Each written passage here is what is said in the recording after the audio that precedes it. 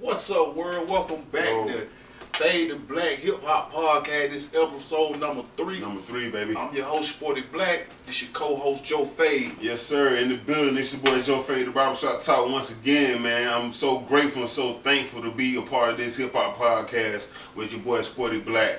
And today, what we're gonna bring to y'all, let me break it down for you real quick on the hip hop news and on our agenda. Just a little introduction of what we got going on. What we're gonna bring to y'all today is Rich Homie's career over? Topic number 1. And we're gonna get into that one. Really interesting. And who would you, if it was up to you and you could choose as an artist, what label would you sign to?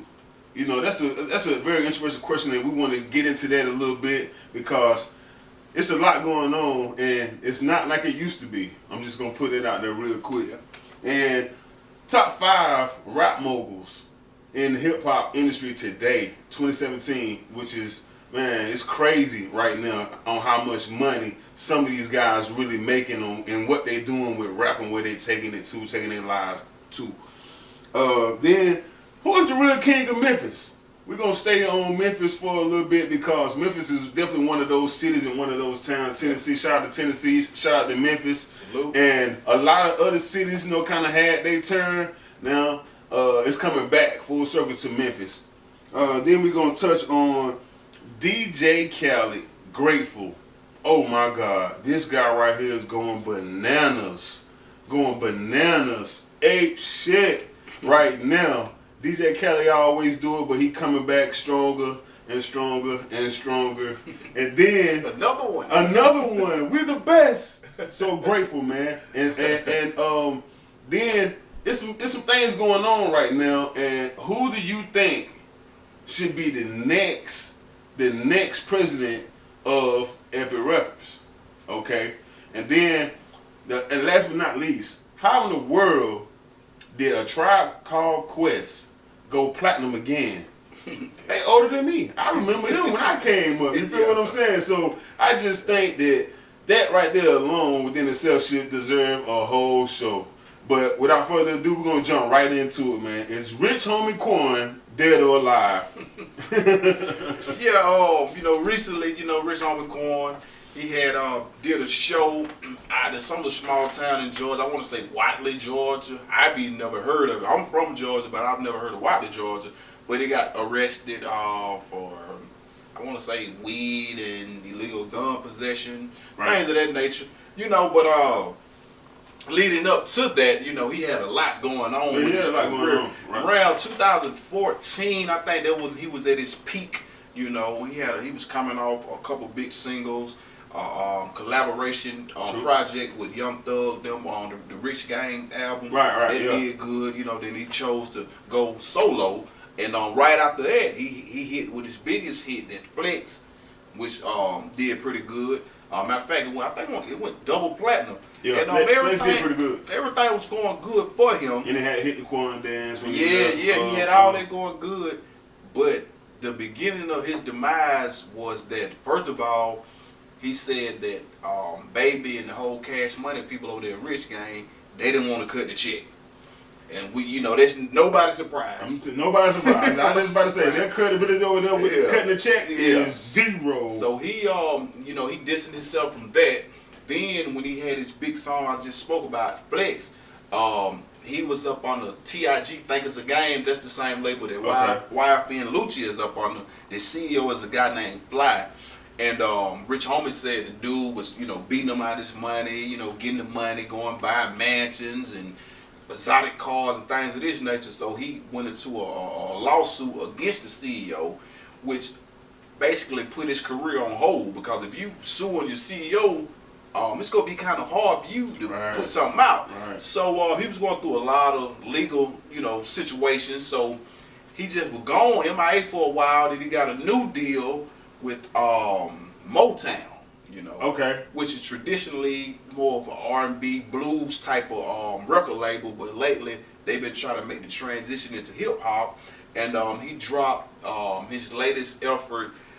Some people say it's a mixtape, some people say it's an album. Right. It's called Back to the Basics. Back to the Basics. I listened to it, and I actually, to me, it was a solid offering. I actually vibed to it, but the fans wasn't really so digging Rich Homie. Yeah, it's like he lost a lot of his core fans. Right.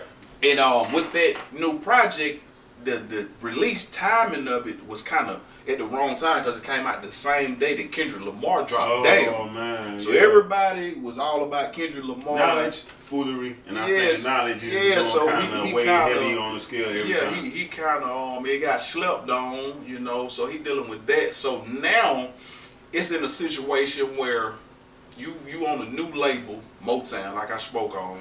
Right. And they obligations. They don't put this money, up. You know what I'm saying? And you drop this album and it didn't meet expectations. So now it's kind of hard because I'm not sure whether or not he recouped.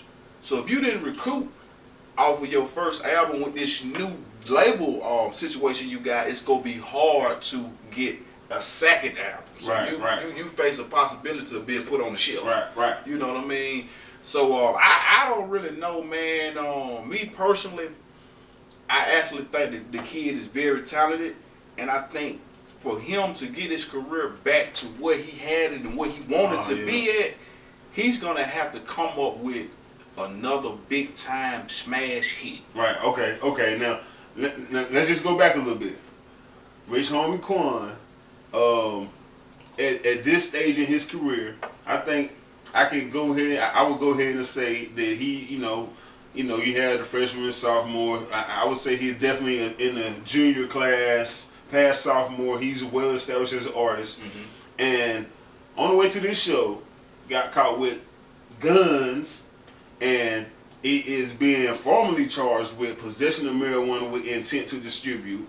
And they were saying that it was basically 10 pounds or more. Damn. Yeah, they were saying that he had a little sack on him. I was just checking with some sources, and I don't know as far as like was he on paper, was he on probation, or what his legal status was at the point. But being signed to a new label, he got new obligations, new requirements to meet, quotas to meet, facing dope charges and jail time. And at this stage in his career, I don't know if Rich Homie would survive this. Yeah. And it's so odd and ironic at the same time, being signed to Motown, and you already look like David Ruffins. I'm just saying. It's very ironic that he would be going through some of those things at this stage in his career, being, David Ruffins, little son, you know what I mean? Like, don't nobody know where he came from. But okay, on a serious note, leaving Rich Gang, I don't think it was necessarily a choice. I think he was kind of forced out, and he just wasn't what in Baby's eyes, and with all respect, to Baby, I just think that Baby picked the hotter artist and kind of like force the other one out. It's kind of like P. Diddy-ish. And, we're going to run with the hot artists who got the hot music, who hot right now. And it worked for Baby. He won. Yeah. And with Rich Homie Quan lost. Yeah. And crazy enough that it's Rich Gang and Rich Homie. Those career did this, and Rich Homie Quan career did that. It did that. It went the opposite direction. Yeah, right. And Rich Homie, and when Rich Homie left, his fame kind of started to go down, even though he had hit the Quan and he had Flex, and then during this time he just dropped the mixtape. Well, they say it was a mixtape. I think he tried to make an album, and it was like, nah, bro, it's kind of like mixtape material. So they kind of kicked him back down. Yeah. And then with these charges that he facing now and facing jail time, they're saying 30 years, which the media, sometimes TMZ, some of these other outlets put it out there and make it a little more, harsher than the reality of it is. And the question stands, is his career dead or alive? Or is it dying? And I think it's going to be hard for Rich Homie Quan to come back. He definitely has some smash hits that he can, hit little corner pockets and make some show money off of, but I don't think Rich Homie would be able to fully recover from this one. Yeah. And it'll be hard for him. Yeah. You know, it'll be real hard for him. Yeah. I'm gonna have to agree with you on that, and I think the main reason I'm gonna agree with you on that is simply because in Atlanta is a city where a lot of artists support each other. Right. And Rich Homie Quan, he does not have the support of the fellow Atlanta artists. Oh man, this period. Right. They don't really fuck with him. Nah. To be honest, they don't fuck with Rich Homie Quan. It's like he beefed with so many different niggas to the point where niggas ain't really fucking with him. You know what I mean? Then how Rollo did him, you know what I'm saying? It really just, you know what I mean? Yeah. So put him out. It kind of exposed him. Yeah, He's you kind know of what I like mean? New and hot then, artist. And then the last hope he was hanging on was his cousin Rich Homie Dang Dang. When Dang Dang took Rich Homie off of his name, it just went Dang Dang, and like, man, I don't fuck with that nigga no more. Right. You know what I'm right. saying? Whatever Bad happened press. to him happened. Bad So it's press. like, damn. So it's like, you know, so that's why I said the only thing can really help him is a smash hit. You know what I mean? So what I would like to see him do is try to network with some of the hot producers in Atlanta, such Right. as Metro Boomin, Zaytoven. Try to holler at Mike Will. You got to get with the A-list producers, 808 Mafia, Nord and B. You got to get in there with them guys. You see what I'm saying? And just, you know, try to cook up some magic. You know what I mean? And you just got to get out there and just network, man. You know what I mean? And because if not, then you gonna be going around Watley, Georgia, Ocilla, Georgia, all these little small towns, Right. and making them little bags. Making little bags. Yeah, little bags. You're not getting no money in Watley, Georgia. They probably paid that man $3,500 for that show, man. Oh, That's man. why he trying to sell some weed and shit like that. Right. But yeah, so to conclude with that, yeah, man, it's about over for Rich Homie Quan unless he can pull a rabbit out his ass. right. Now, like you were saying, I'm gonna piggyback off of the whole thought that he moved to Motown, and just signed with a whole new label. And in my opinion, it's hard right now today in the industry that we have with social media becoming so relevant, and a lot of people taking the route of going indie or independent. Yeah. And signing to new labels. So I'm just gonna jump right into the next topic. We're gonna talk about the top hip hop labels and what label would you sign to if you had a choice, and if you could choose right now as an artist, what rap label would you sign to? Just to name a few, I'm gonna go ahead and give you a list of some of the biggest labels that's out right now. And please go subscribe right now to Fade to Black. And come check out me and your boy Sporty Blacc and Joe Fade the Barbershop Talk with this hip hop podcast. But let me get right into it. Some of the biggest labels today is Shady Records, Aftermath, Def Jam, and then you got some like Strange, and which is a #1 independent label. Strange Shout Music. out Tech Nine. Right. Then you got Tidal. So if it was up to you, Sporty, and you had the dream, I mean, you know, as an artist, you had the dream, you could pick any label you wanted and just fulfill all your dreams and get everything you wanted out of the industry. Which route would you go? That's a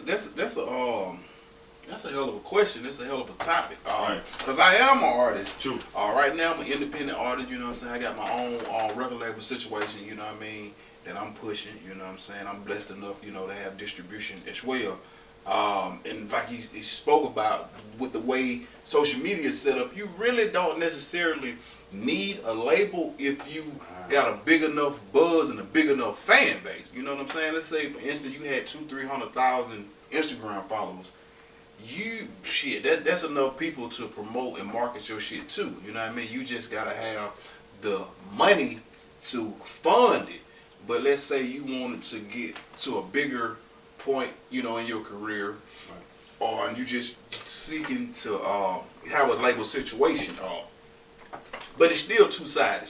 Let's say, far as just traditionally, far as just a major label, this would be the likes of Atlantic, Def Jam, Epic, Interscope, Universal, just to name a few. So, from a major label standpoint, if I had the choice, I would probably say Epic. Epic? Why would you choose Epic? The reason I would choose Epic is because I watch how a lot of labels move and maneuver as far as promoting their artists, pushing their artists, and putting their artists in a position to win and get money. You know what I mean? I feel like Epic does a great job with their artists. Almost every artist on Epic, you know what I mean, is doing pretty damn good. Right. Even the artists that ain't doing so good. For instance, I'm gonna show you an example. Zoe Dollars. Okay. He signed a Future, but he really signed an Epic. Okay. You feel what I'm saying? Free band Epic. I was just about to say, just give us a quick little list of some of the artists well, that's on Epic that's doing good right now. They got Yo Gotti, DJ Khaled, Future. I think Rick. I want to say Rick Ross, but don't quote me on that. Okay. Those are just a few. Just a few. And the reason I mentioned Zoe Dollars is because this man has not had an official album drop yet. He had a couple mixtapes, you know, and you know they still try to, you know, although they put the mixtapes on the mixtape sites, nowadays they're also putting them on streaming sites as well. Right. You know what I'm saying? So they actually are being released as albums, but they're also for free, you know, but they put them on streaming sites. I say all that just to say the numbers he been doing on these mixtapes and stuff, they are not just super big. Okay. You know what I mean? So normally a major label, they look at the numbers and they pay attention to the numbers. And if the numbers ain't really there and the singles ain't really there, they kind of want to throw you on the back burner and kind of forget about you. You know what I mean? Because they don't want to really keep pushing no money to keep you locked into a contract. Exactly. Right. But see, with them, I've been watching how they've been utilizing with him. First thing they did, they eased them on the Nobody Safe tour with Future. You know what I mean? Future probably had a lot to do with it too. Exposure, you know what I'm saying? But at the same time, it gives you a great exposure, and then you know.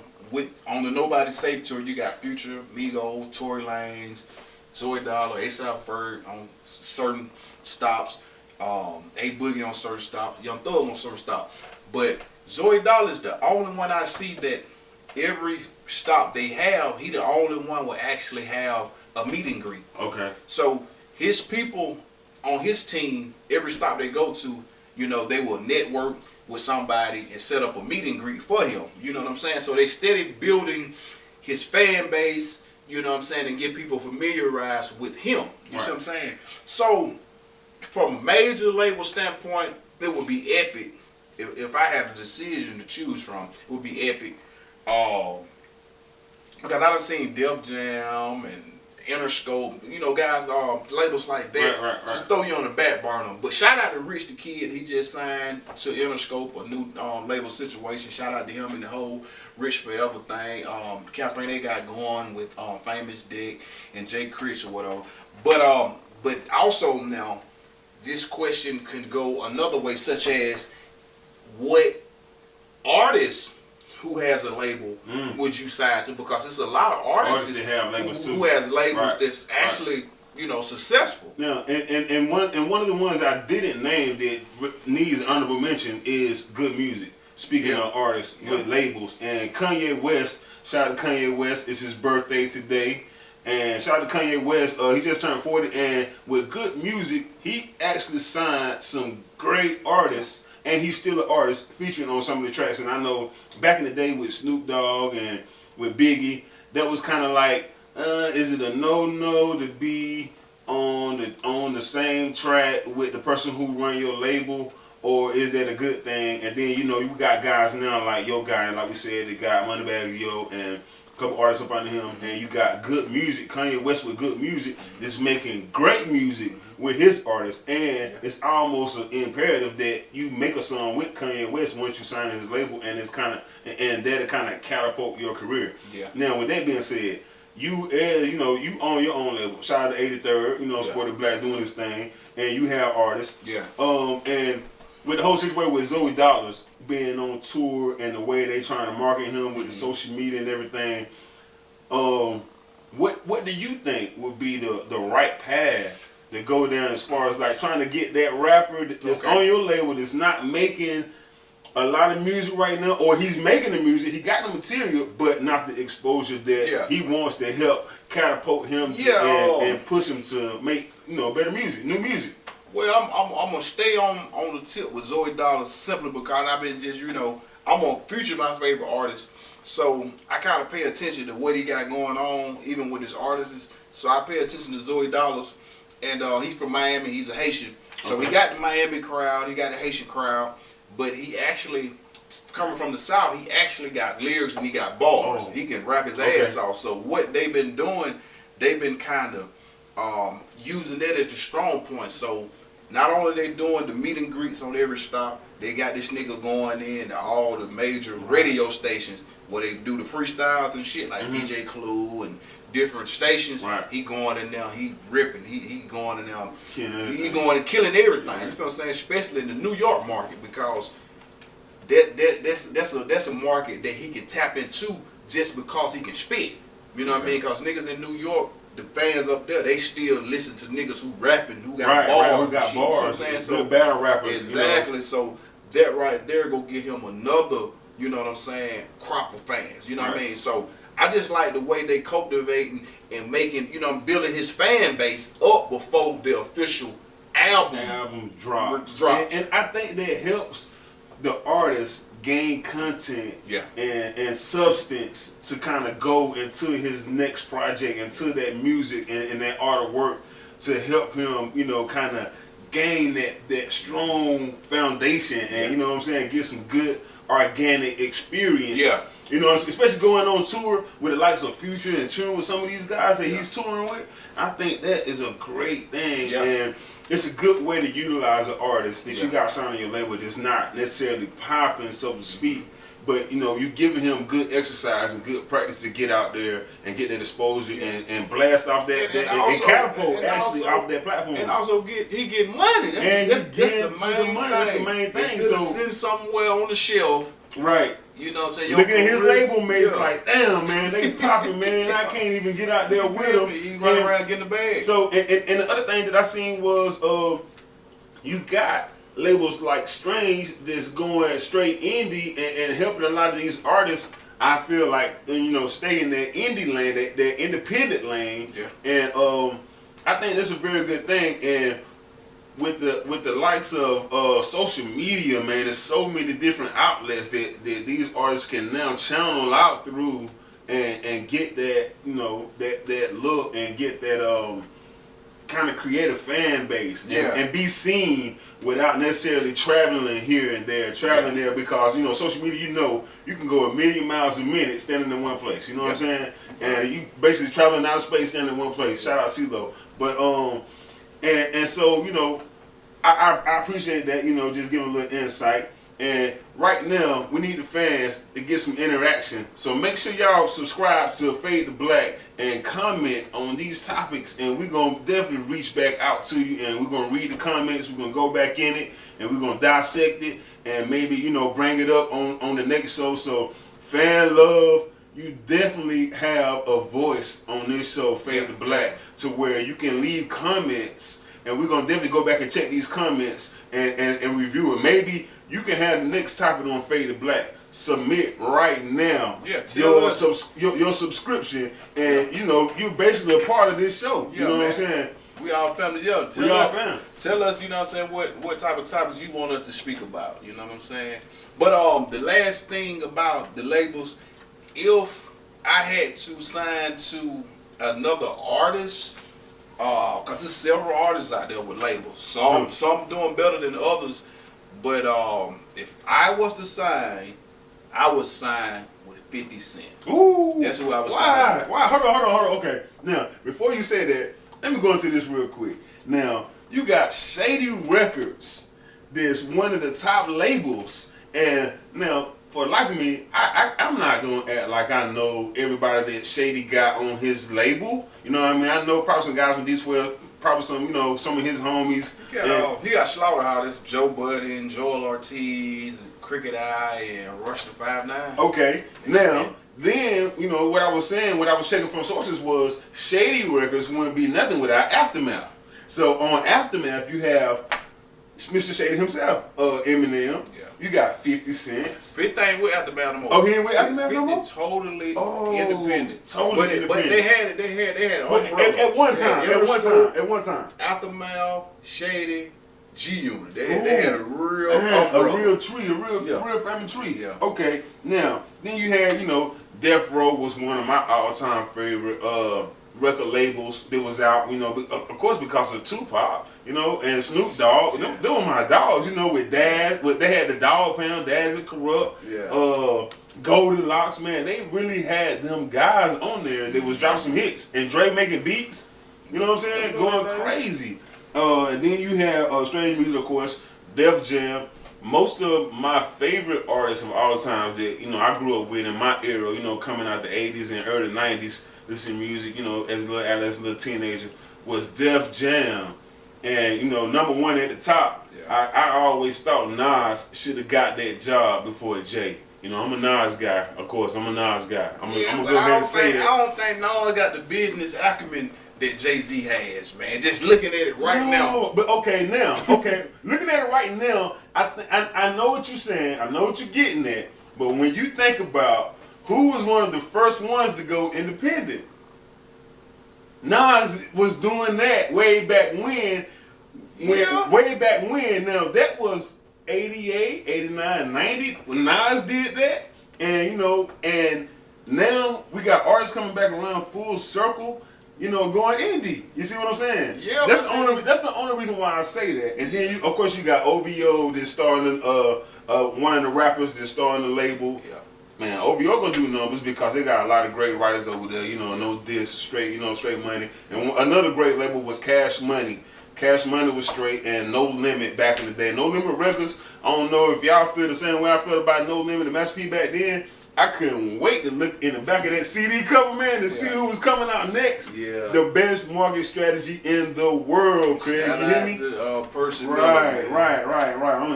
And it was just great. And just a quick little info moment, to some of these artists just paying attention and watching Fade to Black and just subscribing, what I'm saying? Of course you guys come in and subscribe to what we got going on, but just a quick little info moment. I want you to shed some light on exactly, just real brief, you ain't gotta go all the way into it, on what it kind of means to be indie or go independent, and how can you, a couple quick steps on what you can do to go independent as an independent artist. Well, the main thing artists got to realize, it's a lot of artists out there, what you call SoundCloud artists. What you got to realize is this, because there's a lot of people go in, they record the song, leave the studio, upload it to SoundCloud. Right. You know what I mean? That's about it. Right. First thing you want to do, you want to get paid off your music. And the best way to get paid off your music is to secure your music first. You know what I'm saying? Do your song, boom.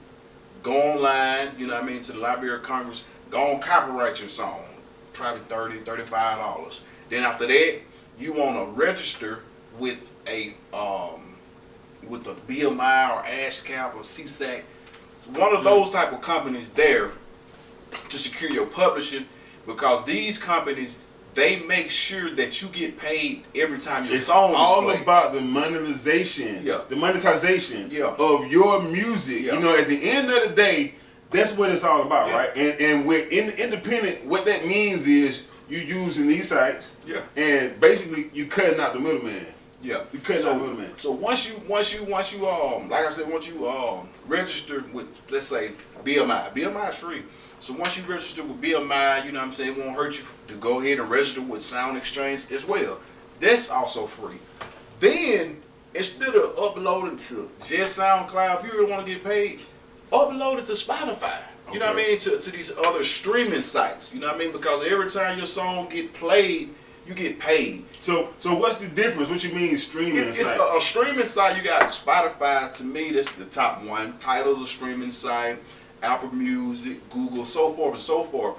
And basically, like, a streaming site is where, for instance, I got a subscription to Spotify. It's $10 a month, and you got unlimited music. So hold on, you mean to tell me I can't just come out of my homeboy studio and go platinum by dropping it, go live on Facebook and drop it on Facebook or post it on Instagram. It ain't gonna get you paid.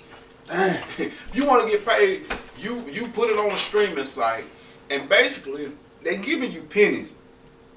But you know, if you the type of artist that can get 30, 40, 50,000 plays per song, that's money. Because roughly how it break down, you get paid basically like a half a cent per play. Ooh. So like 100 plays go get you 50 cents pretty much. You know what I'm saying? Yeah. So you just gotta just break it down like that. So if you getting 100,000 plays, that's 50,000 cents. Right. You know what I'm saying? Right, it just break down to however many dollars. You know what I'm saying? But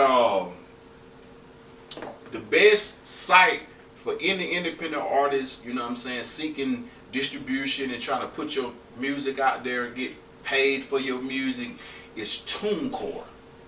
That's free game. TuneCore. They got a great system, a great situation for independent artists. That's who my distribution is through, TuneCore. But yeah, so you just want to make sure that your business is intact. Right. So instead of just trying to record 80, 90 songs and just put them here, put them there, just get them away for free, make sure your business is intact first and foremost. First and foremost, make sure your business is intact. Your copyright, your BMI, your sound exchange, and then from there, you want to try to get your stuff posted on the streaming sites. You know what I'm saying? I think soon SoundCloud is going to start offering monetization because YouTube offer monetization. Right. You know, instead of putting it on SoundCloud, monetize your YouTube account and put it on YouTube. You know what I'm saying? And then link that with an AdSense account and you'll start getting paid. You know what I'm saying, for your views. You don't get a check. There's a little button on the screen on YouTube that says, would you like to monetize your video? Exactly. Click, fill out the form, do everything you need to do.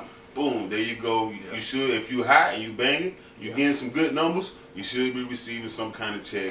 Some residuals in the mail. You know what I'm saying? So that's free game right there, man. And ain't too many other podcasts gonna get a free game. Man, they ain't gonna get a free game away. But you know, with social media, it's so beautiful right now, man. Look, we're cutting out the middle, man, and we the plug. You know what I mean? Chasing the socket. You feel me? So with that being said, man, shout out to cats like Chance the Rapper and Young Dolph for being totally independent. You know what I'm saying? With their own situations and getting to the real money because they don't got to pay no middleman. Right.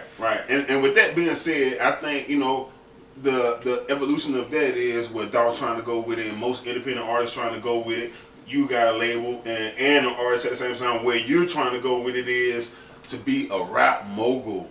Like, bam, like you want to be a rap mogul. And with that being said, Fade to Black, we're going to move right into our next topic, man. So subscribe right now so you don't miss out on anything. Make sure you comment because we are going to be checking these comments and we're going to stay tuned in to y'all. We need your reaction, your interaction, so we can get in that action and stay there. You feel what I'm saying? So moving right along, we're finna get into the top moguls in rap game right now. And just to name a few, we got P. Diddy, Jay-Z, Dr. Dre, Birdman. What you think about that, man? I mean, I was going to name the top 5. There were 4 of my 5. My 5th one was going to be my dog 50 Cent. Right. You know, that was my fifth man. And I couldn't agree more with those picks, man. I mean, because to be a mogul is to it transcend hip hop. You know what I'm saying? Be able to get money outside of, you know what I'm saying, just the realm of hip hop. Right. Take a P. Diddy for instance. You know what I'm saying? Not only do we got Sean John Clothing, we got Ciroc. You know what I mean? That's like the #1. You know what I'm saying? Drink right now, man. That's keep hitting them with the flavors, man. That's the shit. Man, you know, if the ladies like it, the men love it, man. Yeah, I love Ciroc. Right, I man. love Ciroc. Crazy about that Ciroc, man. My dog 50 Cent, man. He got the effing buckle jumping off. But he's doing so much with film, man. Yeah. He got the #1 show on cable, which is Power. June 25th, season 4 is coming. Man. Then he in the works, working on that Bill Milf, the Black Mafia Family by Big Meech them. That's coming to stars. He's also just linked with BT to do some kind of late night comedy type of show. Then he got another deal with some other channel for another show. So he got a lot going on in film. Shout out to so yeah. And then he got a few movies that he's been in. That did pretty damn good. You know what I mean? So yeah. He's doing his damn thing, so shout out to him, man. Dr. Dre, shout out to him. Dr. Dre went crazy, beach, man. man. Just a little backstory, Dre came from NWA, one of the hottest groups, jumped out here in '91, was a crazy producer back then with the tracks, one of the pioneers of the game, straight West Coast, that the likes of Kendrick Lamar in the game, like just those two names right there, look up to Dre like he is the godfather of, the West Coast rap. And then with Dre to take off with come to the East Coast and bring the same thing to the East Coast with Aftermath and create and help Eminem jump off, and I'm talking about jump off the map, and then start his own, mogul track. You know what I mean? Basically starting Shady Records. He's still down with Snoop, and then to catapult even higher with Beats. Yeah, he killed headphones. Right, man. Oh man, he took off, man. He took off because they have became a household brand, and it's like the top brand. It's like everybody across the globe, the #1 premium headphone is Beats. It's Beats, right? You know what I'm saying? Right. Just like with P Diddy, the #1 top shelf liquor out there. It's a rock. Right. You know what I'm saying? My only beef with Dre and with Beats. Now, I definitely do think Dre should have kept Beats simply because, it had to be something if they offer you $1 billion for it, my boy. You feel what I'm saying? But I think he's seen the most money at one time that he ever seen in his whole life. Yeah. And was like, you know what? Go ahead and cut that check. I'll let you have that a little bit. But the key to the game is, and the #1 message that I personally want to push is, if you have something as great as a product as Beats, and as an entrepreneur, you kind of self-made, at that point, keep your product. Because if they offer you $1 billion, I guarantee you, my boy, it's worth $20 billion, and you will make it in the long run because they're going to chase it forever. They only understand money. Let's get that clear right now. And one thing that we in our community need to focus more on is getting to that money and getting involved. Now, okay, let me tell you what's going on, and the reason why Rap Moguls, in my opinion, the topic is so fire and it's so crazy, is the #1 thing that we lack in our community is economics. But the #1 economics that we have going on in our community right now is the Black church is the #1 financial structure inside of our black communities right now that don't really pay much money out as they're taking in. Yeah. And it's not a bank. Our church ain't helping us with 401k. You see what I'm saying? But helping themselves. Now, not to this any churches, anything like that, just the facts. Now, the other thing is rap. So it's on two totally different spectrums where we're entertaining the same crowds or congregations. You see what I'm saying? But the thing that we can't figure out is how to get involved with the economics side of business and how to continue doing that and generate this generational wealth and bring it back to our kids where they don't have to be rappers and don't have to be a preacher to kind of, get in on that. Well, you made, I'm talking about some great points. Okay. Some great points. So to piggyback what you were saying and to also stay on topic with the Moguls, shout out to Rick Ross. Because he came out with a song called Buy Back the Block. And what he was saying is exactly what he's doing. This man done bought up Checkers. You know what I'm saying? He buying franchises, Wingstop, and so forth and so forth. And he's showing people that, you know what I'm saying, you can take this rap money or whatever money you got and put it back into the community. Put it back into the community. And now you are basically helping to uplift the community. You offering jobs to people. Offering jobs. You feel what I'm saying? That's So economics. exactly. So that's exactly what you were speaking on as far as that's black empowerment. Yes, you know what I'm saying? Yes, so that's like the number one thing you could do. You know what I'm saying? Like with rap, a lot of guys they get this money. You see them on Instagram with the chains and the rings and the Rolex watches and all these lease cars and they flashing that. You feel what I'm saying? But that ain't the move. That's the distraction. That's that is the so-called dream that they want us to continue to chase. Exactly. You see what I'm saying? And the whole thing that you're saying is, man, it's beautiful because if we collectively get involved into these economics inside our community and empower our kids with a mind enough to think that, you know what, I don't just have to be a rapper to be in the rap game and to make money and to grow, you know what I'm saying, as an artist, because I mean you can be behind the camera, you can be on the stage crew, you can build a stage, you can sell the tour buses to rappers, you know what I'm saying, like it's build a studio. Or you can be over distribution. You can be a label guy or own a label and you don't have to rap. You can be a producer, you can be an engineer. There's so many moving parts to business that everybody just can't be at the forefront or be the CEO or be the president. You know, sometimes you have to start out at the mirror room and work your way up. You know, to the top. That's the beauty of hip hop because you know, it's a known fact that, you know, basically every musical genre in the United States was started by black people, from country to rock and roll to R&B, all that shit. We invented it. And we invented all of it. You know, if you go back and do your research, but being prostituted for. But you know, the white men and the Jewish people, you know, they was able, you know what I mean, to come in with the business acumen and the education to understand the economic side of it, and put it in a position where they are benefiting from your skills and from your talents, and it goes all the way back kind of to slavery. Metaphorically, I'm just about to say that we still slaving for the system. Yeah, because remember back in slavery, you know, they had the slaves used to come in and they used to entertain the guests. You know what I'm saying? The slave masters, they used to bring their homeboys and their friends over, and they used to have, you know, tea and all this shit. And they used to bring the black folks in there to come and dance and sing for them and shit like this. And it was just entertainment for them. And until here it is, 200, 300, 400 years later, we still entertaining them. But we getting paid for it now. Because, like, for instance, you go to a tour like the Nobody Say to a Future Migo them on. They packing out arenas, and 90% of the people out there are Caucasian people.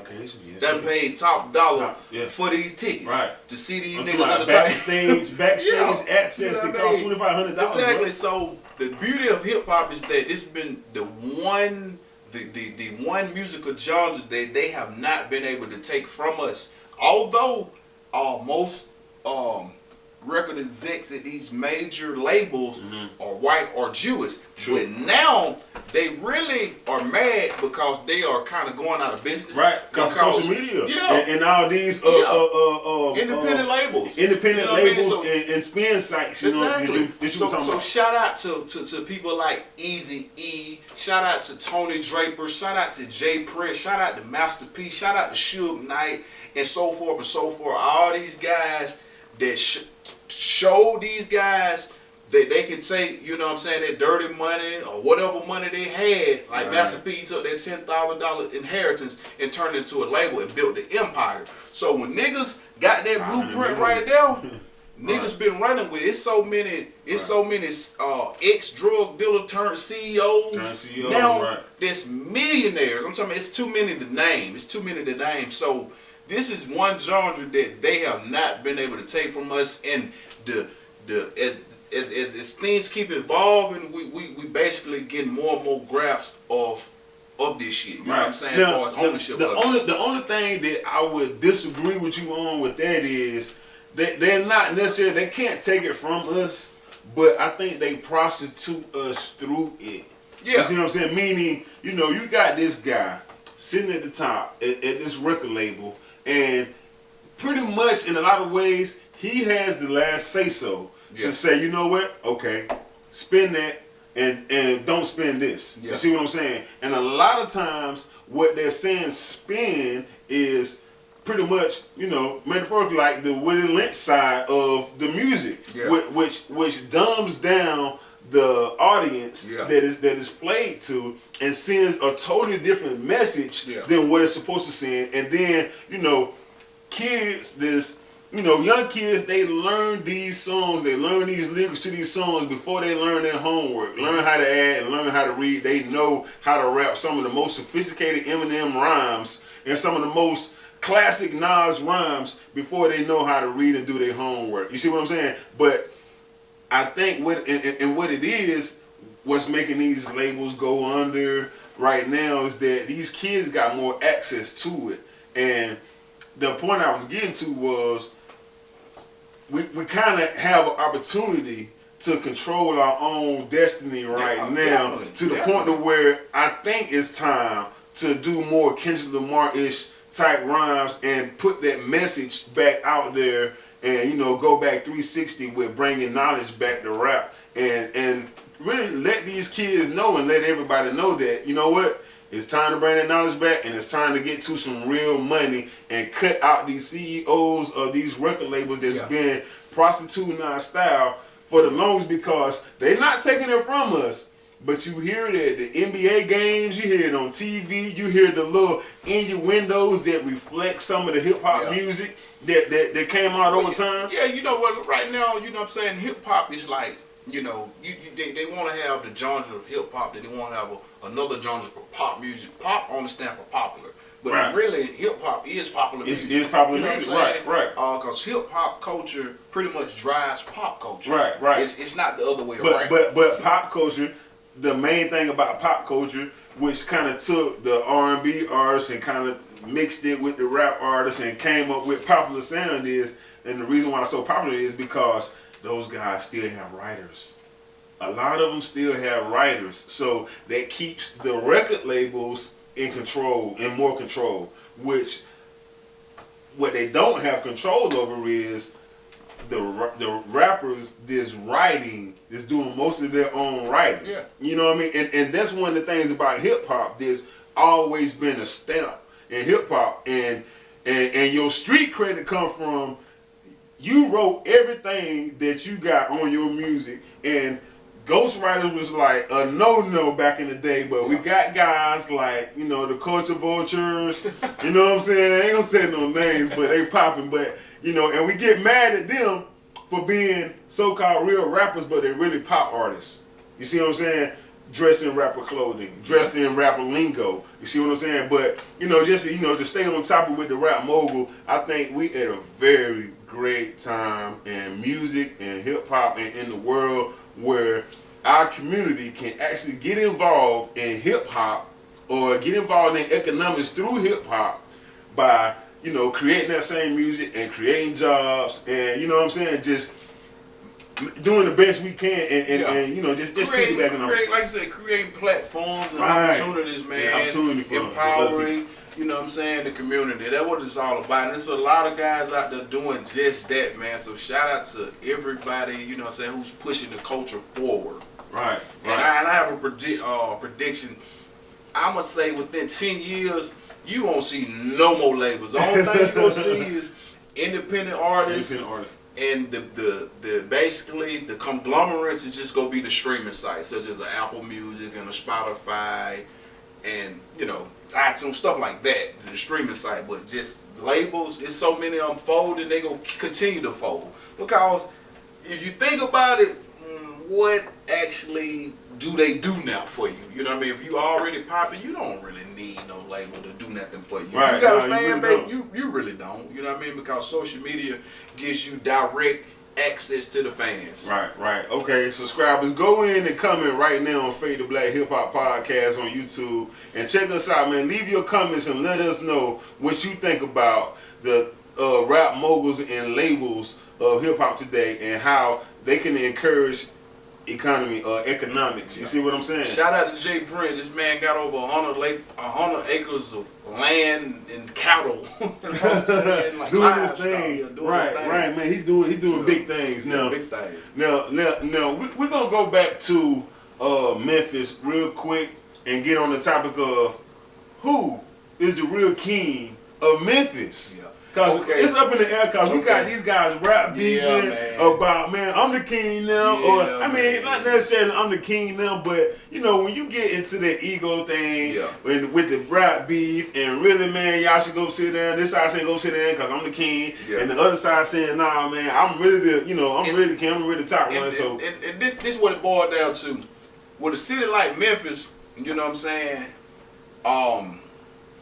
When it comes down to the music, you know what I'm saying, it differs from a place like New York. Just for instance, in New York, when guys battling for the king of New York supremacy, they try to keep it on wax, and it's all about the music and the lyrics. You know what I'm saying, and the diss tracks. And they just keep it on wax. Keep it on wax. But see, with a city like Memphis, with the poverty at such a high rate, and the gang things at such a high rate. The music trickles and kind of coincide with the street elements of the gang and the violent culture. Right. So, that what kind of gets it out of control. You know what I'm saying? Niggas go to rapping about doing things to each other, and the diss tracks, they not basically lyrical. Bombing on each other, they like so disrespectful. And then then use the title of a game to get people involved that really shouldn't be involved in your personal beef with this guy. Exactly. Yeah, 9 times out of 10, like we said before, maybe probably started from a female that you mess with or something like that, or this guy mess with, and you can't control that anyway. You can't control that thing. So I thought about this long and hard, man. Okay. So for all you sapsuckers out there talking about you king of Memphis, we done broke this shit all the way down. We went all the way back from the 90s all the way to the 2017, and we done came up with the nominees. These are the nominees. Yeah, 8 Ball MJG. Okay, you just ripped the envelope open.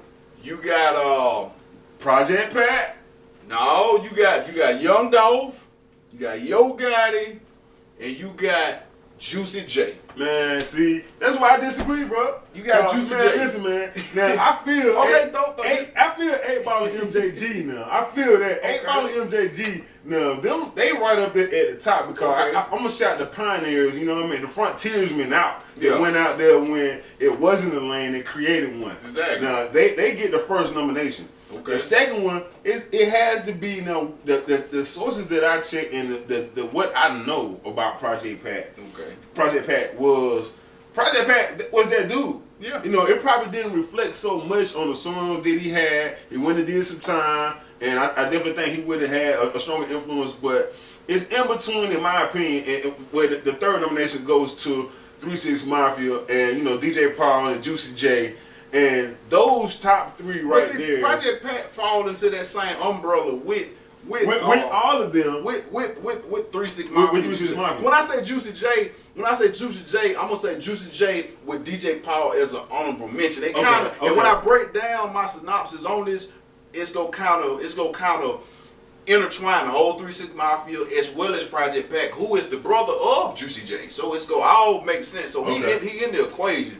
But it's just too many rappers for Memphis. It's too many. So I just broke down the main ones, and the main reason Young Dolph is in this conversation basically because of the fact that he basically is a young mogul. He's never signed a rap deal. He's never signed a label deal with nobody. Yeah, that makes sense. You know what I'm saying? So he's a self-made millionaire. You know what I'm saying? He got hits, you know what I'm saying, and he got classical mixtape, you know what I'm saying, to kind of go along with his claim to be king of Memphis, because that's what he called himself. Right. Yo Gotti called himself king of Memphis as well, and he been putting in work for a long time. So I kind of broke it down to just those guys right there, because pretty much everybody else kind of falls up under one of those umbrellas. Okay. Now, I'm gonna read this nomination off, and the winner goes to, in my opinion, 8 Ball and MJG, man, the kings of Memphis, man. I'm gonna give them the whole Tennessee, man, because man, they put it on the map, man. They put them boys on the map, but everybody entitled to their own opinions. 8 Ball MJG. those are one of my favorite all-time rap groups. You know, just to put that out there. Okay. So just expound on why that's your pick for the king of Memphis. I mean, pretty much because they were solid. Now I know they were signed to a couple labels, you know, and they kind of had some things. But as far as now, I guess it would be a dual crown because, you know, 8Ball and MJG, they are too. They are a group. Yeah. And, you know, with that being said, it was kind of tough in my opinion. It's tough, and it always has been tough for groups to stay together and still be ranking, you know what I mean, amongst some of these great artists that's out here. And, you know, to be a group, that's just unheard of. You know, you 8Ball and MJG is in the ranks of, you know, Outkast and UGK, you know, EPMD, shout out to them. Their birthday, you know, as a group, their birthday was yesterday on June 7th, back in 1988. Man, so, you know, to do that as a group, man, that is amazing. So, you know, just get them boys 2 crowns, man. Get them boys 2 crowns for being the kings, 2 of the kings of Memphis. But as far as just one king, and I respect what you said about Dolph being independent, you know what I mean? But I still would have to kind of swing that back to Gotti because of what he did, you know what I'm saying, before we ever heard about a Young Dolph. Yeah. And I'm pretty sure Young Dolph was probably in 8th grade when Yo Gotti was out there to begin with. Yeah. You know what I'm saying? So I definitely respect that though. You know what I mean? Okay, so everything he's saying, I agree with to a degree. So because my pick for King of Memphis is gonna shock a lot of people. So I just want y'all to bear with me as I break down the history, you know, behind the reason why I say Juicy J is the undisputed King of Memphis. Juicy J. You heard it here first. And this is why. This is why. Tell me why. Okay. I gotta hear this. Juicy J and DJ Paul together created 3-6 Mafia. Right. 3-6 Mafia came out way back in the day, like in the early 90s, man, and they was making so much noise. Right. And they was pioneers in their own right. When they came out, you remember when Atlanta came out with that crunk music? Right. That was basically a spin-off from Memphis. 3-6 Mafia started that wave, and they called it Buck, Get Buck. Instead of crunk, it was Get Buck. But it was this just high energy with that hard bass line. You know what I'm saying? So they started crunk music. Okay. That you know, Lil Jon into what we have in the ATL, from dance music to dance crunk music. Exactly. Right, Stay with me now. Respect. Okay, cool. So they started crunk music. Okay, but not only that, not just the fact that the energy was high. These guys actually was producing these beats. So they put more, to me, they put more into the actual sound of the music. Okay. Now, me personally, coming up, I like the 8Ball and MJG more than I like the 3-6 Mafia at the time. But now that I done got older, you know what I'm saying, in age, and I understand music a little better, I give 3-6 Mafia the edge basically because they created their own sound with the production. Right. So, also, now, a few years ago, everybody was biting the Migos flow. The Migos, the rap group out of Atlanta, everybody was biting their flow because it was unique. But it's nothing new under the sun. That very same flow that the Migos was rapping is a dude by the name of Lord Infamous. God bless the dead. He was a rapper out of 3-6 Mafia. Oh. He was the first person that was rapping that way. So a lot of time you will catch Takeoff.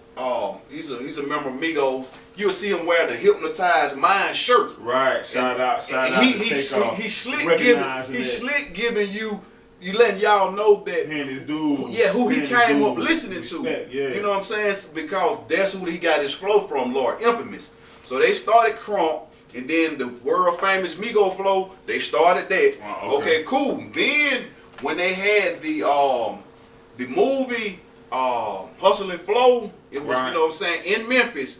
Now, when the producers of this show came to do the soundtrack and they needed to, come up with a song, these people had Ludacris as an actor in this movie.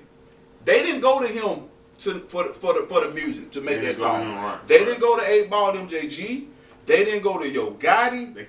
They went to DJ Paul and Juicy J. Right. These niggas gave them the original song. It's Hard Out Here for a Pimp. That very song won an Oscar. No other hip hop. Nobody in hip hop has ever won an Oscar other than DJ Paul and Juicy J. So therefore, that pushed them at a whole another level. To the top. You see what I'm saying? So now, after that, it was unfortunate. You know what I'm saying? As the years went by, members of the group went to die. Members went to go in jail, and then it got to the point. Their last album, it was the last 2 walks, just DJ Paul and Juicy J. But then after that, after they won the Oscar, they fell out. So DJ Paul went this way. Juicy J went this way. Still relevant. And when that happened, their careers went in opposite direction. Right. Paul went basically back underground local, and Juicy J went to the reality moon. show. You know, he went to the reality show. When that nigga dropped that Bands That Make Her Dance, that shit went to the moon. Yeah. Then after that, he became a pop star. Right. And pop means popular music. Right. When he got on the song with Katy Perry, Dark Horse, took off. That shit went to the moon. Right. When he got on the song with Mike Will Made It and Miley Cyrus, that Jay's on the feet, that shit went to the moon. Man, you see what I'm saying? So many other then he got on the song with Wiz Khalifa, and Wiz Khalifa just brought him in to sign him to Taylor Gang. Right. You see what I'm saying? So now Juicy J is able to go across country to the United Kingdom somewhere and do a show with Miley Cyrus, Katy Perry, Kanye West, any of these big time pop singers, and perform and put on a full set of his music. His catalog is just that diverse and that long that he can rock a hole in the wall club with just the get crunk music from back in the day, or he can go rock the pop audience, you know what I'm saying, at a Wimbledon stadium. Wow. You see what I'm saying? So to me, it's nobody on his level in Memphis. They will pay this nigga. He probably getting paid anywhere from $50,000 to $100,000 a show. No exaggeration. Right, no exaggeration. 8 Ball MJG, them my niggas, but they probably getting paid probably $2,500. Right. You know what I'm saying? Dog probably getting $10,000, $15,000. Your guy probably getting about $20,000, $25,000. You know what I'm saying? So, just the star power of where they at. You know what I'm saying? It's nobody on Juicy J level, and musically can't not on fuck with him because he can go in there right now and make a beat from scratch. Right. The rest of them niggas, they can't make no beats. So I'm gonna go with Juicy J, and I'm gonna go with DJ Paul as an honorable mention.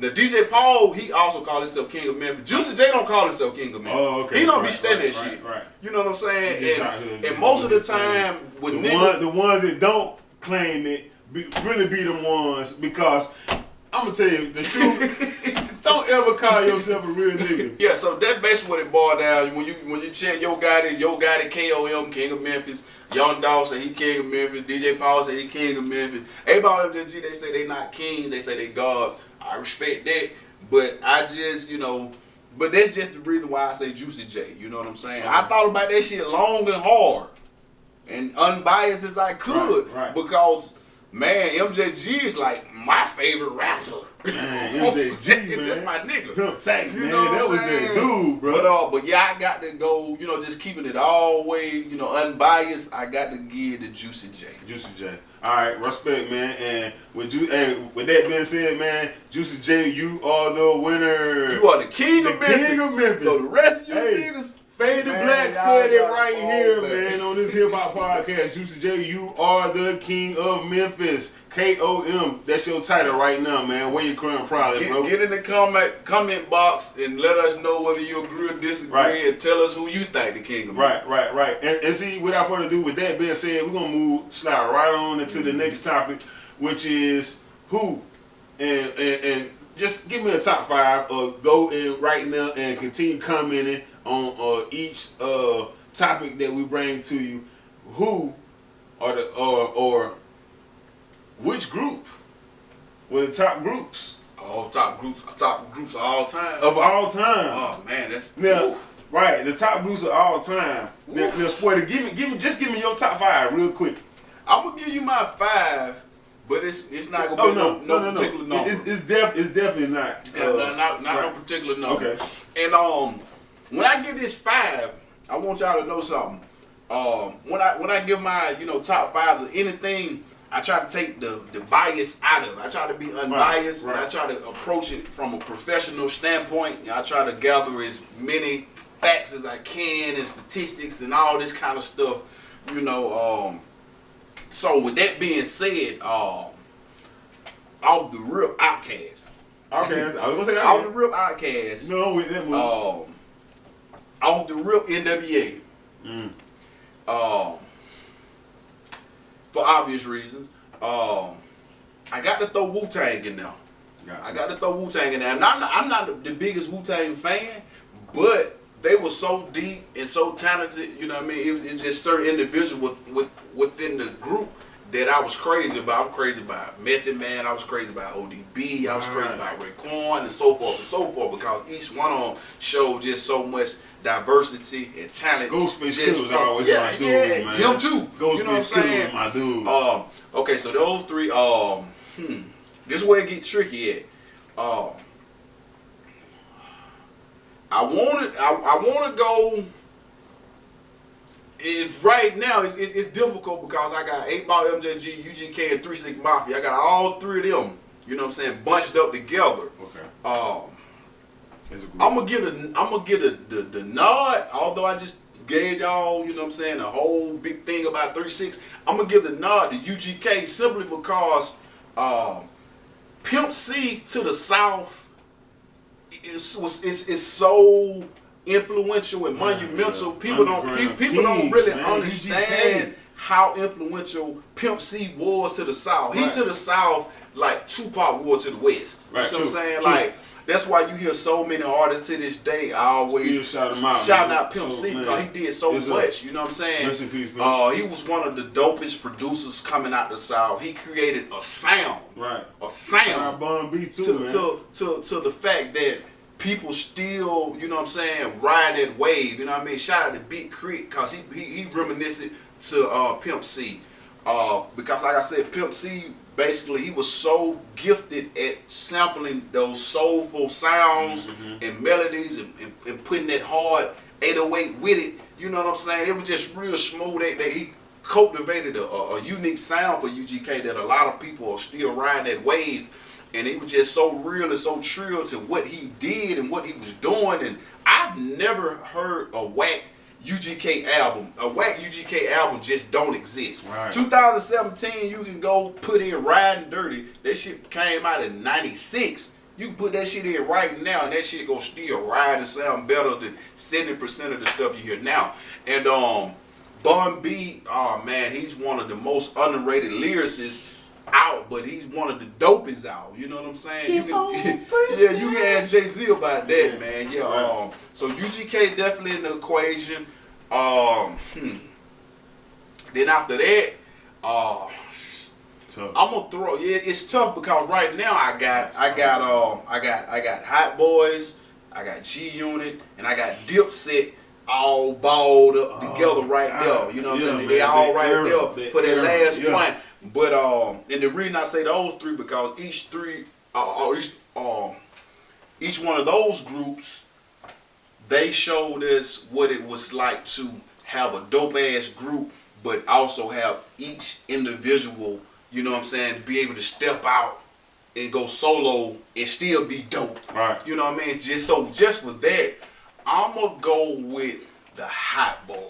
I'm gonna go with the Hot Boys. I'm gonna go with the Hot Boys because, man, when them niggas hit, them young niggas hit, man. They was young and you know what I'm saying? Was like 13, yeah, 14. they was young, man. Them boys was young. Man, them niggas came out so hard, man, and the Julian sound they BG. came, man, you know, Baby, man. Shout out to Manny Fresh, man, for their production because that was still back when Baby and Manny Fresh was big timers, right?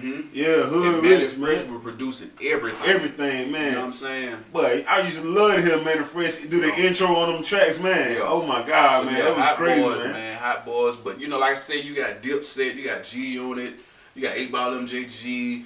You know, you got a lot of honorable mentions, man. Honorable mention, man. Just to name a few, man. A Tribe Called Quest, Oh, man, Beastie Boys, Oh, man. Run DMC, Yeah, Public man. Enemy, Damn. De La Soul, Yeah, you got some Mobb good ones. Deep, You got some good ones. The Locks, The Roots, Ooh. The Fugees, Oh, shit. Bone Thugs and Oh, Harmony, man. Eric B. and Rakim.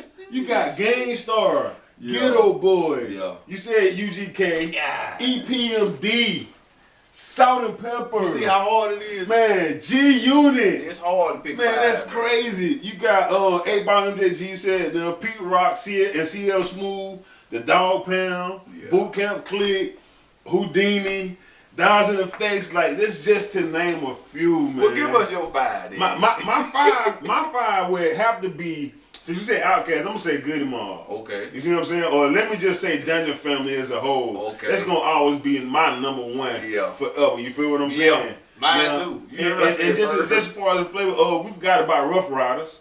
Yeah, that's a Oh man, because they came like in the midst of that Wu-Tang era with a whole different New York flavor. Yeah. You see what I'm saying? Because They that was Rough up Rider north, yeah. Cash Money tour was legendary. Man, legendary, Rock the Bells tour, stuff like that was going on. You know what I mean? And then, you know, I got to say, like, the Locks, I used to love the Locks, man. That Yeah. boy Chic, man. They still doing that man, thing. D-Block, man, Jada Kiss, man. Yeah, shout out I was Style crazy P, about man. them boys, Yeah. man. Yeah, Them boys man. from Yonkers. One of my first groups, or first albums, tapes that I ever bought was EPMD. I was like, man, they look so cool, man. Yeah. I got to get them, man. You know, I got to get them. You know what I'm saying?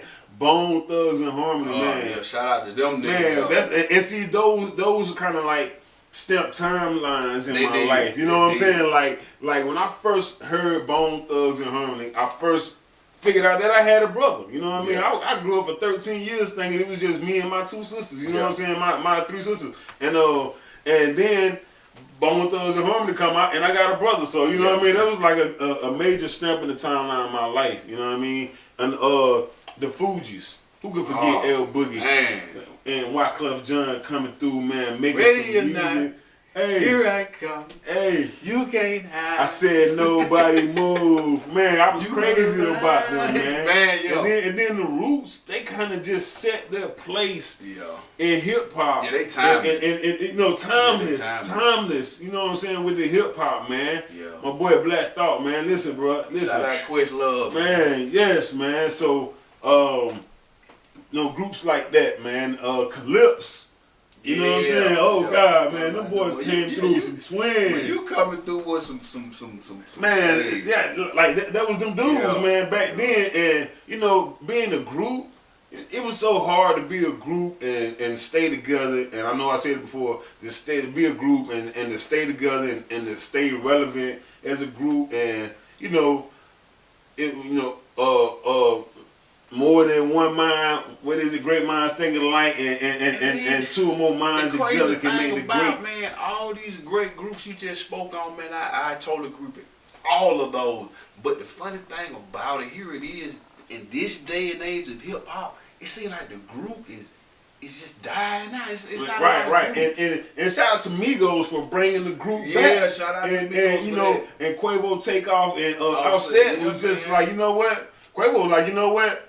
He kind of recognized he hot. Yeah. You see what I'm saying? He recognized he hot. You feel what I'm hot. saying? But he Shout out to said Quavo, he got 10 songs in on the top 100 on the top Billboard. 100 Billboard. Shout out to that boy, man. Yeah. Super producer right Yeah, now, man. doing That boy thing. is going crazy with it. But shout out to them for bringing the group back. Yeah, and and making it hot. You Yeah, know, that Culture album, that shit is hot, man. If you ain't heard that Culture album by Migos, man, stop cheating yourself. Go check it out, man. True. And shout out to Quavo again because he engineered that whole album himself. Young man, 24 years old, man. Get money. Yeah. Get to it, man. That's why they draped out them diamonds, dripping diamonds like that, man, because it's real, man. As far as, going indie, back on the other subject that we was talking about, man, that's a major thing, man. That's a major thing. But groups are not dead, so, as far as like getting to this rap money, getting into the economic side of getting to this rap money, don't be afraid to be a group, you know what I mean? Yeah. Because, hey, great minds think alike, right. and more than one is always a great thing, man. It's always a great thing. And without further ado, let me just jump right into this next topic, man, because this is a big one right here. That boy DJ Khaled with Grateful.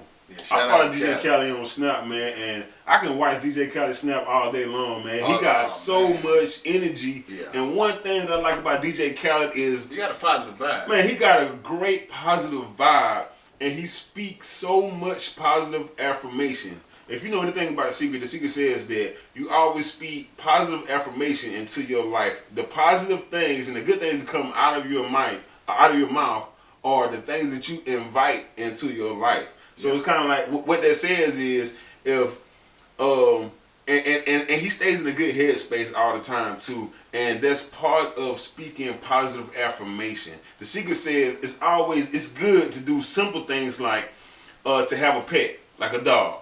A pet dog or a pet fish, rabbit, anything will help you stay in a positive frame of mind. And when you stay in a positive frame of mind, you speak good things. Yeah, you attract positive shit too. Right. It's all about the laws of attraction. Right. The laws of attraction, the secret. The vibes you put out there, that's what you gonna get back. Right, exactly. So when you speak positive affirmation like that, you bring good things into your life. Yep. And one thing that I can say about DJ Khaled is he always speak positive affirmation. Take note from DJ Khaled, but shout out to DJ Khaled with his album Grateful, and I love the way he incorporates his son Assad. And being that it's June, man, happy Father's Day to you, man. Father of the Year award goes to DJ Khaled, man. Assad, that boy the Prince, man, because he's gonna be Prince Assad before it's King Assad before it's over with.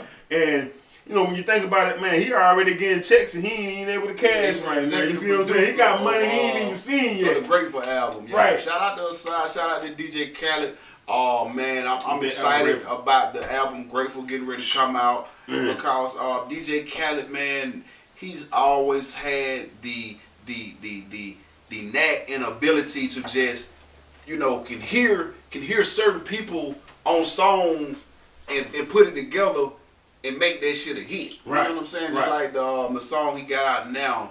You the one, he got Justin Bieber, Chance the Rapper, Quavo, Lil Wayne. Right. Just to name a few on the track list, he got Rihanna and Bryson Tiller with Wild Thoughts on the track. Nas and Travis Scott. He got Drake with To The Max. Jay-Z and Beyonce on the track, on the mixtape. Oh my God, that is phenomenal, man. That is so phenomenal, man. And Travis Scott is reported he has like 4 songs on this Grateful album. Oh my God, man. Travis Scott, he just hit a lick. I think he took somebody's place. I ain't gonna call him out, but Khaled got him a man. I'm just gonna say that. You know what I mean? And but just when I heard Shining and that he had Jay-Z and Beyonce on the same track, and pretty much something that nobody can pull off. I don't care. You can put Drake and you can put Dr. Dre and P. Diddy together, and they cannot pull that off. And I think it just speaks to what I was saying about speaking positive affirmation into your life. You get things like that when you it's like reaping what you sow. And he was definitely sowing some great seeds out there. And to get the queen, Beyonce, my boo, Jay, move over. You know what I mean? But to get Beyonce on the track, and the backstory that I heard about it was, and Jay speaks about it on the song. Jay is so witty and a genius when it comes to doing stuff like that on the track. And he was basically saying like what the story was. Khaled sent Dre like, I want you to kind of check out this, this track that I got right here and tell me what you think about it. Jay gonna eat it up. If he think it's hot, Jay gonna be like, oh yeah, I need to get on that one. Yeah. And DJ Khaled, if I was DJ Khaled, I couldn't tell DJ Khaled no. Look, Assad couldn't tell goddamn Jay-Z no. You know what I mean? So I'll definitely see how he got him on the track. But then he was like, you know, if you get a chance, let Beyonce hear it too. Yeah. And the story goes, when he got the track back from them, Beyonce was on the track and she was loving it, she was killing it. And when I first heard it, I was like, who is that on the hook? I was like, who's on the hook? And my baby Beyonce, the genius. Yeah. Beyonce is a genius, and she's bringing back that queendom, that lioness, back to our black women and that statue of black woman that we need in the industry. And man, I appreciate you so much, B, for what you're doing. And Jay-Z, man, shout out blessed, man. Yeah, that's right. Shout out Sasha Fierce, man, straight up. But that Grateful album, man, what he doing with it? Yeah, I mean, DJ Khaled never disappoints me, man. He been doing this for a while, man. Right. He been doing this shit for a while, and he been staying down, man. You know what I'm saying? You know, he started out in Orlando. Shit wasn't moving for him. He went down to Miami, you know, spinning records and just meeting people, man, and just stay positive. Stay positive, man. Right? He had to. Here it is, years later, man. Boom, you know. He is that dude. He that dude. He is that dude, and man, Grateful has already with the #1 single Shining has already took off, and I think he had the right ingredients with Jay-Z and Beyonce jumping on that Shining track, and then to follow up with I'm the One with Justin Bieber was also great with Wayne on there. Oh my God, man, he got Wayne on the track and Justin Bieber on the same track, and it's a hit. That's 2 platinum singles already off an album that hadn't even dropped yet. Man. And then he got more A1 features coming on this track. Like it's already an epic album, and it hadn't even. I don't know. Is the vocals here yet? It's literally an epic album. Shout out to Epic. Shout out to Epic. Shout out to Epic. So let me slide right into that next subtopic off of this topic right here. Now make sure you fade to black right now on the Hip Hop Podcast and go to YouTube and submit your comments on everything that we're talking about, especially this subject right here. And I'm gonna get right into this next thing. Epic has a epic situation going on right now where L.A. Reid allegedly has some sexual harassment claims. I guess the top execs at Epic Record didn't want to, be defaced or defamed or lose any popularity and kind of follow protocol and let L.A. Reid go after his tenure at Epic Records. And L.A. Reid, I'm pretty sure he got so much other stuff going on. He's made so much money for so many record labels, so many artists that, it won't be hard for him to find a job if he's still staying in the business, which I'm sure he will. And he'll probably find the next hit maker, somewhere. But with that being said, Epic Record let L.A. Reid go because of these sexual harassment charges that he got. Now, or has going on, now, it's said that DJ Khaled wants that job. And I think for what he's doing right now, and I think he deserves it. In my opinion, I think he deserves it. But what the sources saying, they were trying to give it to one of the Sony UK president or CEO, this guy Jason Ely, or they were looking at Tom Carson from RCA Records. He was a president of RCA to get the job, and I don't know, I always run with the underdog, so to speak, and in comparison, DJ Khaled is somewhat like an underdog, so I rock with DJ Khaled 100%. I support that move if they go ahead and make him the president CEO over Epic Records. But from what the sources say, he probably won't get the job, you know what I mean? But what you think about this, boy? Well, I'm a DJ Khaled fan. And, we the best. Yeah, I support DJ Khaled.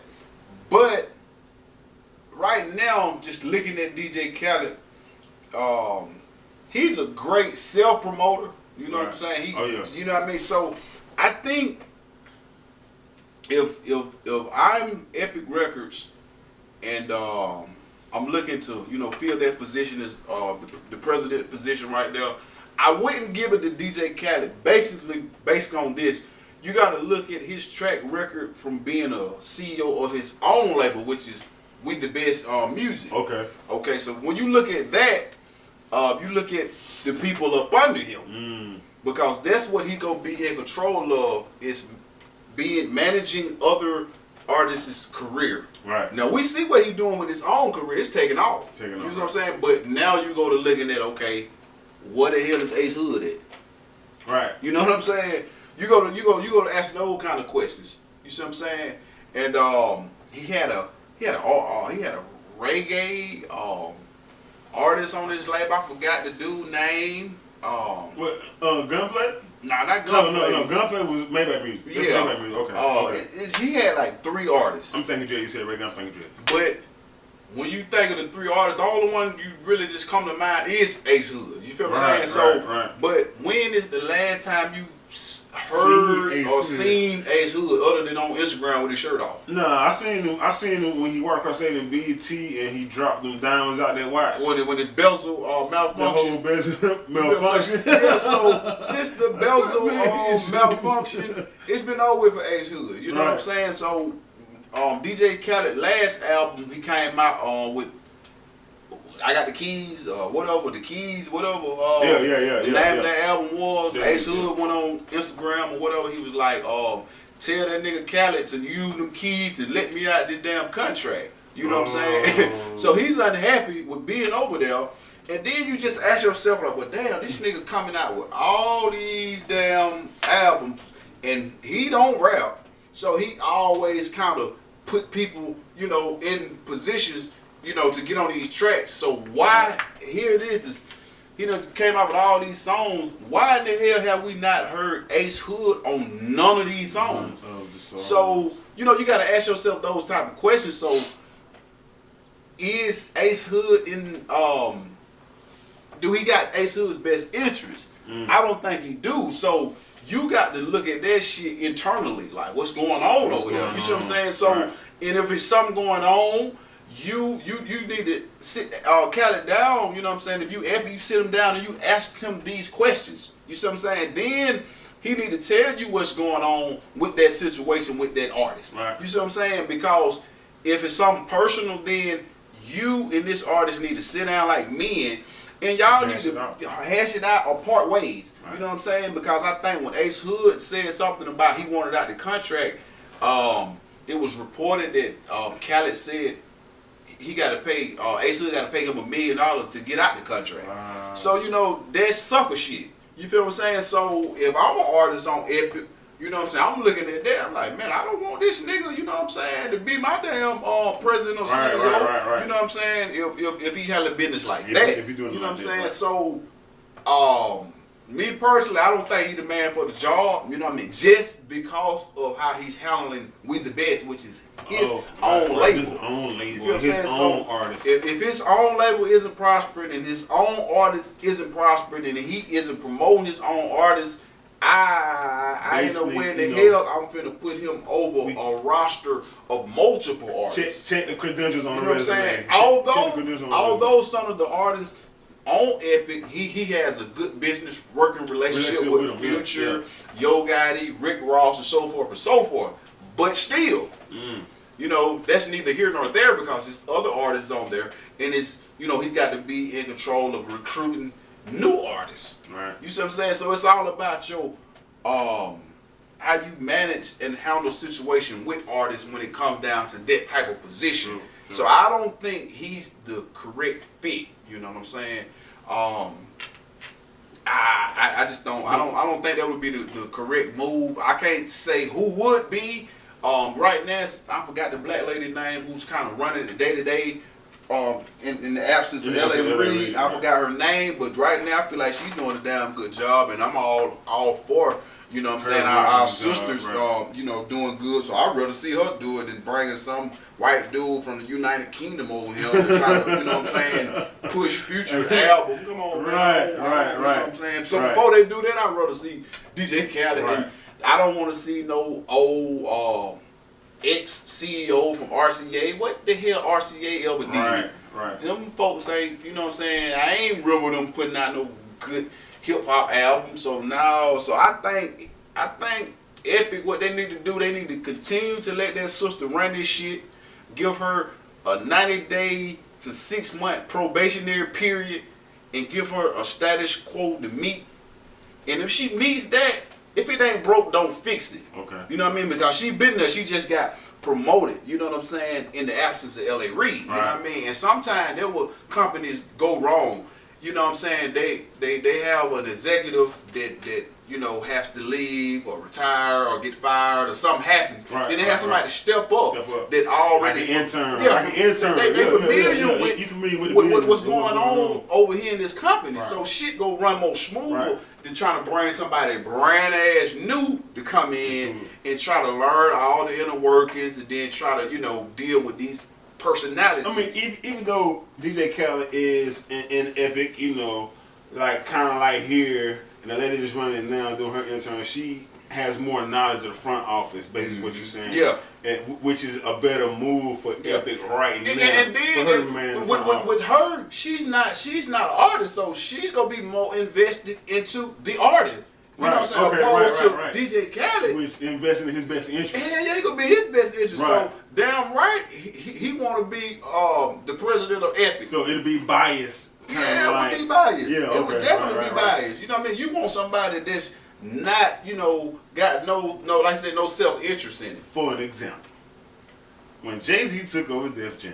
Exactly. When Jay-Z, yeah, cause my boy LL Cool J was like, when I'm gonna, you know, get my turn, when I'm gonna do this and when I'm gonna do that, and said, you know, so on and so on. But for an example, that's what you're saying. Exactly. It didn't work, you know what I mean? Because at the time, the artist that was on Def Jam, when Jay-Z took over, at first, initially, they was like, hell yeah, we got a former artist who done got this position, so they thinking like, shit, this nigga know how it is to be an artist, he gonna be, you know, and all for us. He's older, and he's talking about return, so maybe he can come out and do that. But when the shit came when down, he put that 4-5 on, exactly, when he got that position, them niggas like, hold on, what the fuck? They want everybody with dissing on this nigga like, man, they put some ass nigga. Man, right. So, you know, you got to stay away from that, man. If you trying to find somebody to be a president, CEO of a company of that magnitude, because these are major labels. Right, major. So you got to have somebody that's totally focused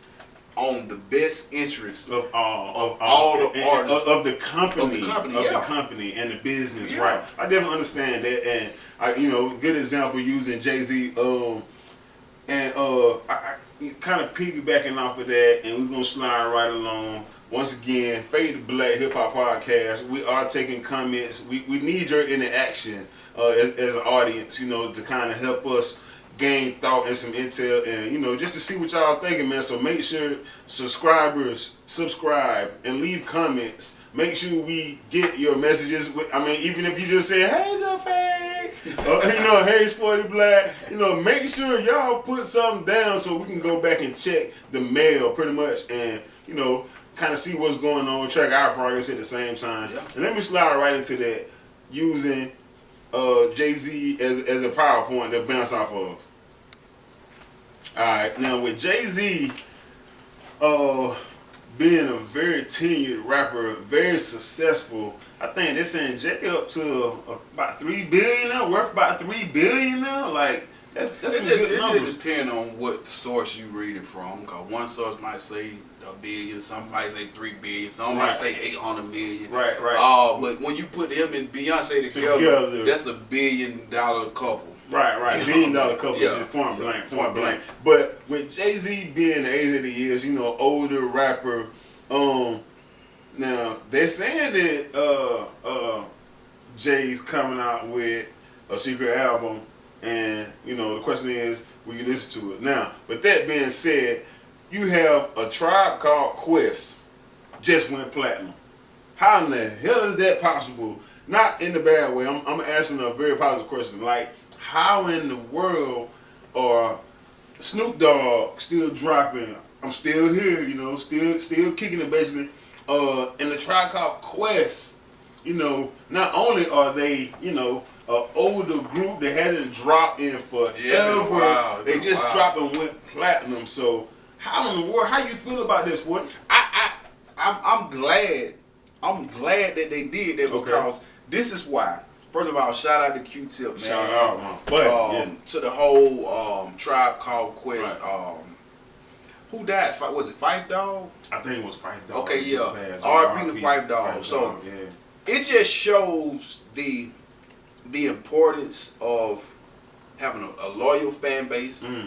Right. And it just shows that no matter how old you are, because for some odd reason, we got stereotypes. Yeah, it's a stereotype that if you're an older rapper, you automatically whack. You know what I'm saying? And it's kind of crazy that people would think like that. That you got to be young to run the streets. Exactly. And incredible. Exactly. Right. But at the same time, it's this stigma what's going on. You know, it's got a lot of older rappers. You know what I mean? They hating on the younger rappers, and vice versa. The old heads, and vice versa. You know what I mean? And I think it's a lot of reasons why that is that. But right now we not even gonna get into that because, like I told him, you know what I'm saying, in episode 1, I think I told him though, it don't matter how old you are, if the music is dope, people are go fuck with it. Because once again, ain't nobody gonna be listening to no music trying to check no nigga birth certificate. You feel what I'm saying? If the shit whack, you can be 40 or you can be 20. If the shit whack, it's whack. It's whack. But if it's dope, it's dope. It don't matter how old you are. So that just show improves, you know what I'm saying? I mean, it helps if you got, you know, you got some notable things on your resume as far as like Jay-Z that's been rapping, you know, go all the way back to Reason Without and still dropping. Like I said, he went to Def Jam, wore the 4-5 for a minute, then came back out with the 23 jersey again and basically did a 3-peat and got some more rings like Michael Jordan did in the rap game. And, you know, Holy Grail, phenomenal album. I think he worked with every top producer in the game to come out with that album, which you needed. And I was down him after he came out with him and Kanye West album, the Watch for the Throne. And I was basically like, you know, I don't think Jay can do it again without having without having somebody featured on this track, which really, you know, I was kind of right, but it was still his craft. And being, you know, a tenured rapper, you know what I mean? And a Tribe Called Quest, you know, to have something so early, you know what I mean, on their resume, and then you have some situation where Phife Dawg passed years and years later, and to get another album with Tribe Called Quest and for it to go platinum, it's phenomenal, man. Like I say, man, right now, you know what I'm saying, in this day and age of hip hop, record sales are down. I mean, they're down 70%. So it's hard enough to go platinum as it is. You see what I'm saying? It's very hard to go platinum. So for those guys to come out after so long and go platinum, man, it just speaks volumes of the legendary status that they have achieved and earned. You know what I'm saying? In hip hop, they earned their place in hip hop. Real quick, give me maybe 3 or 4 or 5 artists do you think they can come back out right now today and drop some heat rock and do numbers? Off rip, Andre 3000. Man, true. Andre 3000. I mean, the whole world waiting on him. We're waiting on him. If he come out with a album, man, it could be 9 songs, 7 songs, 8 songs. It don't matter. That shit going. 2-3 platinum. We trust his genius. It's we going. Definitely trust his genius. Andre 3000, definitely him. It's rumored that Nas is coming out with an album. Okay. And I think he's working close with DJ Khaled as well as Rick Ross. Rick Ross gonna kind of help him with his production selection. Okay, true. And I kind of trust that because Rick Ross always come up with some dope beats to rap to. And a lot of people. Nas still doing his thing though with the get down. He's still right. Yeah, he's doing his thing, but it's like the knock on Nas has always been that some of the beats he select don't really, you know, you can't really vibe with him. You know what I'm saying? I mean, his like, pen you got to be is phenomenal. Say you got to be New York, but Nas still with the boom boom back. Yeah, that's what I'm saying. Like, but it's that's kind of dated. You know what I'm saying? So with Rick Ross helping him with the beat selection, let's go get his sound. I ain't like some of the beats that Rick Ross got on his new project. I ain't like some. I can go for that too. You know what I'm saying? But I think, that's the ideal. Right. To try to get Nas's production sound to be sound more up to date and give it a more universal appeal, so that it appeal to not only just the core New York fans or the core backpack rappers. You know, it's just more universal appeal. So yeah, definitely Nas. I think if Jay dropped, that folks will copy. If Eminem dropped, folks will copy. You know what I mean? Like I said, Andre 3000. Who else? I don't know, man. It's not a lot, man, because it's a lot of niggas really is washed up. A lot of niggas washed up. They don't want to admit it. But a lot of niggas washed up. Benny Siegel. Benny Siegel. He had some with his lungs. Yeah, right? he dealing with. I think he one of his lungs collapsed, so his voice, his voice ain't even right. So the lyrics still there, but the delivery and the sound of the voices is not there. So he would be better behind the scene ghostwriting. He was my dude. Yeah. He was my dude. Yeah, that was my dude, man. I can feel it in the air, man. Being was true. Right. But I definitely feel what you're saying, and you know, shout out to those artists that can still come out today, be relevant, make good music, go platinum, and you know, give us that same feeling. Yeah. And you know, it is a definite old head thing going on, and maybe a Tribe Called Quest got all of their old fans back that's still alive and kicking. They came out and bought the album. They definitely had a lot of or they fan support, because a lot of people don't know nothing about no damn Tribe Called Quest. Right, and just piggybacking off of who you think that can come back out today, Dr. Dre, we still waiting on Detox, and he came out with Compton. He come out with the album Detox. He renamed it to Compton.